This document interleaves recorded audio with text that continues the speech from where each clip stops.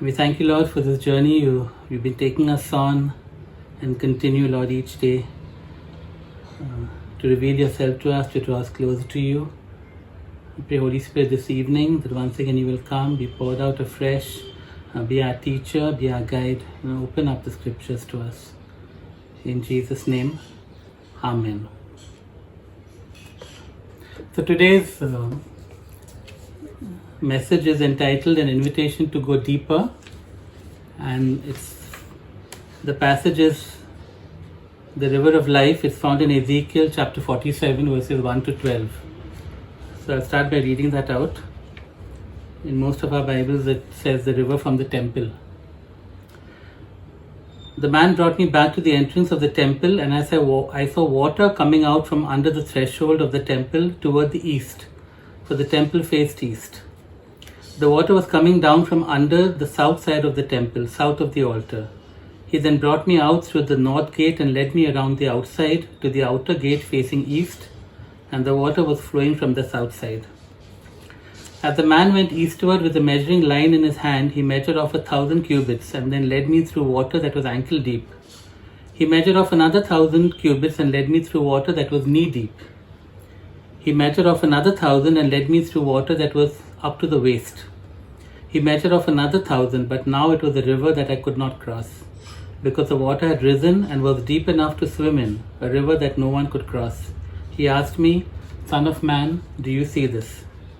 Then he led me back to the bank of the river. When I arrived there, I saw a great number of trees on each side of the river. He said to me, "This water flows toward the eastern region and goes down into the Arabah, where it enters the sea. When it empties into the sea, the water there becomes fresh. Swarms of living creatures will live wherever the river flows. There will be large numbers of fish because this water flows there and makes the salt water fresh. So where the river flows, everything will live. Fishermen will stand along the shore from En Gedi to En Eglaim. There will be places for spreading nets. The fish will be of many kinds, like the fish of the great sea. But the swamps and marshes will not become fresh. They will be left for salt.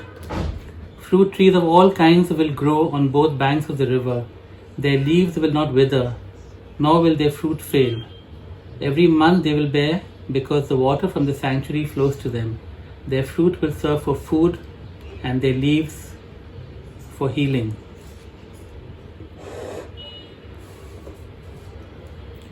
So we're going to look at this picture, this vision that Ezekiel receives of a river. We're going to call it the river of life for obvious reasons. And we'll see three things about the river and then see what is this invitation that God is giving us. The first thing we look at is the source of the river. Okay, we are told that it flowed out of the temple. Okay, now all the topography and geography of the temple in Jerusalem doesn't fit in with this picture. So it's obviously something spiritual. It's a vision of something spiritual that God is speaking about, not a literal river. Okay, and so this river begins in the temple, and from the language we realize it is actually flowing out of the most holy place, or the Holy of Holies. Okay, and therefore it is flowing out from the very presence of God. The most holy place, or the Holy of Holies, was where the Ark of the Covenant was. It represented the place of God's presence. It was where God said that I will meet with Moses. It was where the high priest could go just once a year. And God didn't just say about it as being the place of his presence, but it was also his throne room. Because the Bible says that God would be enthroned between the cherubim who were above the ark. And we know from the New Testament as well that therefore that most holy place represented the very throne room of God, his throne in heaven itself. And the representation of it on earth was this most holy place. Okay? And so we have this picture of the river. The source of the river is the most holy place, is the very presence of God, is his dwelling place or his throne room. Okay? The temple was where God was present, and within that it was that most holy place, or the Holy of Holies, where Moses or the high priest could come and meet with God. And therefore the river represents all that flows from God's presence, His heart, His kingdom, all of Him that flows out of His presence. And one of the things that we are always praying for, and I don't think we should stop praying, because there's a reason for praying that, we pray for more of Him. And by that, of course, we mean we want more of His manifest presence. We want more of His tangible presence in our lives, the physical, tangible evidence of Him being there. But in one sense, He's already given Himself completely. God has already poured Himself out, and this river represents that. When did this pouring out happen? It happened at Pentecost. The age of the Spirit that was inaugurated at Pentecost, when the Spirit was given, when He was poured out upon those 120 disciples, and in effect upon everyone who would now come to faith in Jesus. Okay. So at one level, yes, we pray for more of Him because we want more experience, or more of His presence, more of His activity tangibly in our lives, experientially. But at another level, He has already poured out all of Himself, which means the problem lies with us in receiving or entering into what He has given us. Okay? And that leads us to the next thing that this passage speaks about. Talks about the river and the varying depths of the river. Okay, we see first ankle deep, then knee deep, then waist deep, and then it says later, basically over the head, you couldn't stand in the river. You could swim in it, but then it also says it was impossible to cross, which means there was such a current that you could not cross that river. Okay, even though you could swim in it. Okay, and here is the point. Okay, if the river represents God's presence and all that flows from His presence, the sad truth is this, that most of us are ankle deep. Okay? Just think about a beach where you can go in the water. Where are most of the people in the water? They're ankle deep, because that's a fun place to be. You're just splashing in the water, you're playing, you're happy. The same with this river. Where it is ankle deep is unfortunately where most Christians prefer to stay. Okay? You're happy to be in the shallows. It feels good to be there. It's more than feels good, It's a place where you are in control. When only your feet, only your ankle, you're only ankle deep in the water, you're completely in control of your movements. You can step and jump and come in and out, and you're entirely in control. In Alpha recently, every Alpha, the fourth session, we have that picture of the pool, and where are you in your relationship with God?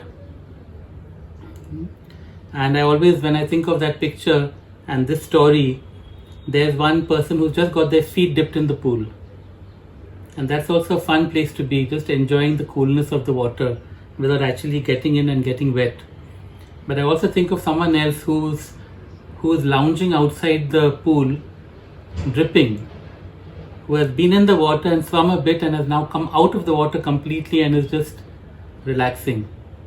He's had enough of the water in a sense and is now relaxing outside the pool.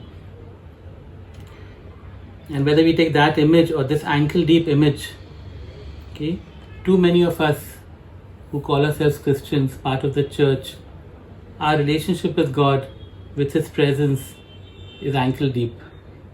Okay? Maybe Sunday worship, maybe even a token quiet time, and we're happy with that. Everything is under our control. We're ankle deep, and it's a nice place to be. We feel good about ourselves. As I said, it's all a matter of control. When you're ankle deep, you're in control. When you're knee deep also, you are still in control. Okay? Now when you go waist deep, which is the third level, there's when it starts to get a bit difficult. If you think about the beach and you go waist deep, then you've got to make an effort to stand. Okay, it's a bit of a struggle to remain standing. An effort not to be swept away. and if your feet slip, then you go and you get dunked in the water. Okay, so up to waist deep, there's a little bit of effort here, and you know what happens? It's not so much fun anymore, and sometimes it's time to head back into the shallows where things are more pleasant, but you're still you're enjoying the fun of the water. You're just not in danger of getting out of control. But what is the man in this story? The man is an angel actually. What is the man doing? He's taking Ezekiel deeper and deeper and deeper, because that's where God wants Ezekiel to be. That's where God wants you and I to be. You know, God wants to take us in until we're in a place where we are in over our heads. And when you're in over your head, only one thing happens, is you're swept away by the current. Okay? It's a scary place to be, where you're giving up control. Okay? And even if you're swimming, you've got to swim with the flow. We have already been told that it was a river impossible to cross, so they couldn't go from one side to the other. If you were swimming, you were going along with the flow wherever the river was taking you. And of course, it's a very scary place to be for all of us.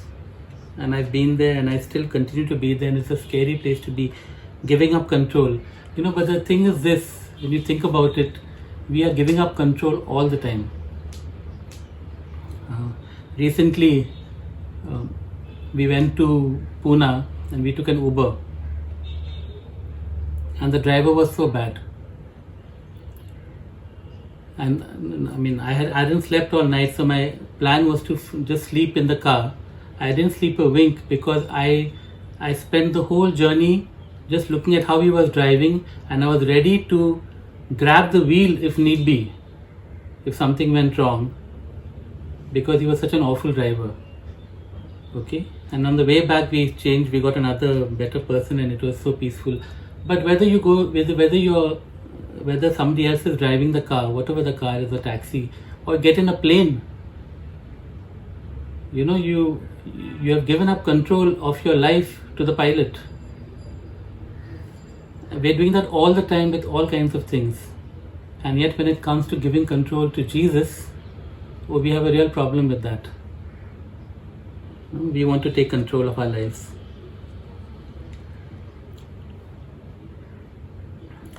And so the invitation here is this: in this simple story, we are invited to go into the depths. We are invited to go deeper. We are invited to press on for more of God, because more is available. Okay, but we are scared. And part of the fear also is losing control, is letting go of our agendas, our ideas, our plans. You know, it's so interesting. God had made a whole lot of things to do. You know, the temple or the tabernacle consisted of the courtyard, and then the holy place and the most holy place.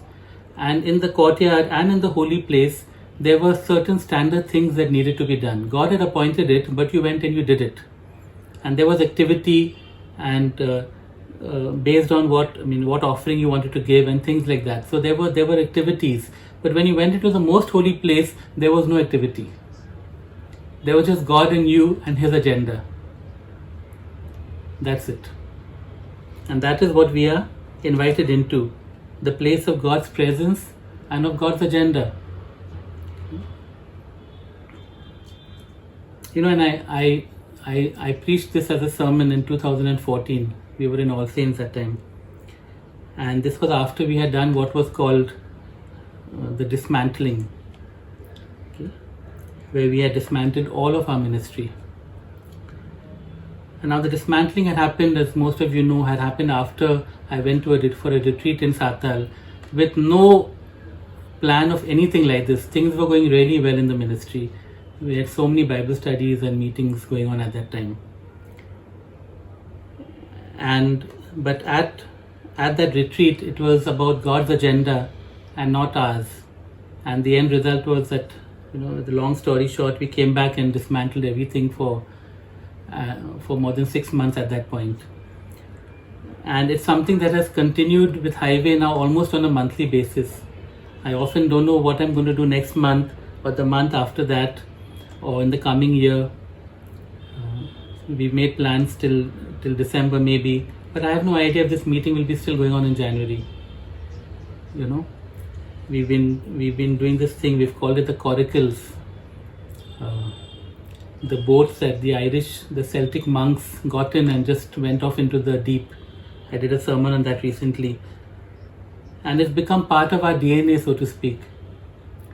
That we are not just stuck with what activities, whatever's happening year on year, or whatever is even working. But what is God's agenda? What is He asking us to do in this month or in this season? Okay. And the first time we did that was when we dismantled everything 7 years ago. But that is what happens when you decide to go into the depths. When you decide to go into God's presence and submit to His agenda, okay? Not knowing what that agenda is. God is calling us deeper. And then we see the source is the most holy place, or the very presence of God. And we have these varying depths.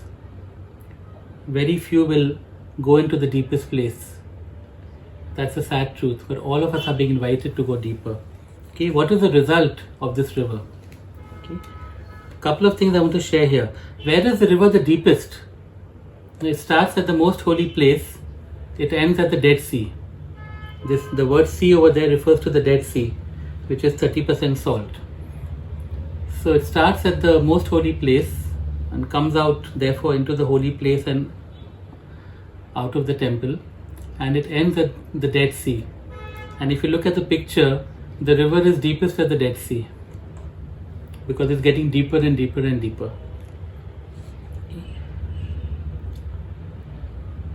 And it's shallowest when it just comes out of the most holy place. Okay, so these two contrasting images. The most holy place is the place of God's presence, but also the shallowest part of the river is right there in this particular image. Okay. The Dead Sea represents a world fully apart from God. No life at all. I read somewhere that it's 30% salt, and except for a few microbes, nothing grows in the Dead Sea, can live in the Dead Sea. And yet that is where the river is the deepest. Okay. And so the point is this, the river is also the deepest in the most holy place, because that is the source. And so if you think of the river, it's gushing out of the most holy place, out of the ark or the throne room. And then of course it's shallow and goes deeper until it reaches the Dead Sea.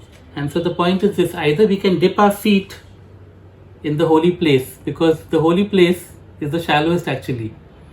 The most holy place is the gushing out of the river, but the holy place is actually the shallowest part of the river. Okay. And I see that as enjoying religion's calm, pleasant, lapping waves. And we feel happy over there. We've got religion, we've got our weekly worship, or whatever it is that makes us feel good about ourselves. Okay, maybe even a couple of charitable works, and we're happy with ourselves, and life is good, and we're feeling close to God. Or we go into the most holy place to be with God, where the water is gushing out, and the river of His presence, we allow that river to sweep us into the deepest place, into the deadest places, where He is needed. There's a reason why the river is deepest at the Dead Sea, because the Dead Sea needs Him the most. This dual thing of the river being at its strongest obviously in the most holy place, but also at its deepest in the deadest place. And we are called to both those. And both those are going deeper, because when we get into the most holy place, into His presence, that is the source of the river of life. But that's also the place of His agenda. And when we're in the deepest place, which also happens to be the deadest, we're also out of control, completely submerged, and allowing the flow of the river to take us where He wants. Okay, I'm reminded of Heidi Baker. When you hear her speaking, it's all about, I think, I don't know whether she says daddy or papa or whatever, she uses words like that for the father. And she just speaks all the time about intimacy and love, and so much of her speaking, and we can see, someone, she just loves to be in God's presence and that place of intimacy and that place of experiencing His love. And yet she ministers in the darkest places of the poorest country on earth. Both those things are part of the same thing, of being in the river, of going deeper. You see, because the river brings life wherever it goes. That's what we are told here. It brings life wherever it goes. Not just any life, abundant life. Okay? The trees are bearing fruit all the 12 months of the year. The leaves of the trees are for the healing of the nations. There are swarms of fish all along the shores, even in the Dead Sea. Everywhere swarms of fish. The Dead Sea has been brought to life from that place of utter saltiness and utter death. And so if God's presence is flowing and is able to do all this, what does God want of you and I? Why does He want us at all? This is a beautiful thing. In John chapter 8, Jesus says, rivers of living water will flow from within you. By this He meant the Holy Spirit. Now it's very interesting because the passage says, as the scriptures have said, rivers of living water will flow from within you. There is no scripture that actually says this. The closest reference we have is Ezekiel 47. This river of water which brings life. And so, this could be referring to these rivers of living water. The Holy Spirit fills us in order to flow from within us as rivers of living water. And so we see this dual reality here. We are in the river and the river flows out from us. Okay? We are in the river, which is responding to the invitation to go deeper into His presence and to put ourselves completely under His control. And as we do that, the rivers of living water flow from within us and turn the Dead Sea into a living place, bring light where there is darkness, bring healing where it is needed, bring fruitfulness where it is required. That is what this picture is all about. And so the invitation is here to press into His presence, to be swept out of control in His depths, and to release abundant life wherever He takes us. Recently, this phrase, suddenly people started saying this phrase, Dil Mange Mo. And to me it was from the Pepsi commercial of a few decades ago. But apparently new generation, they need it all over again. It's from this movie Sher Shahi, where this soldier said Dil Mange Mo was some code word. Okay, where he wanted more of war or something like that. Okay, one patriotic kind of slogan. And can we say that? Ye Dil Mange Mo. That we want more of Him.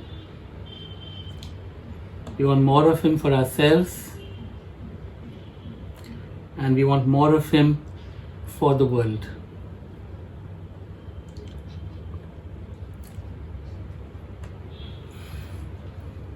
And I pray, Lord, for each one of us, and I pray for all who will hear this, Lord.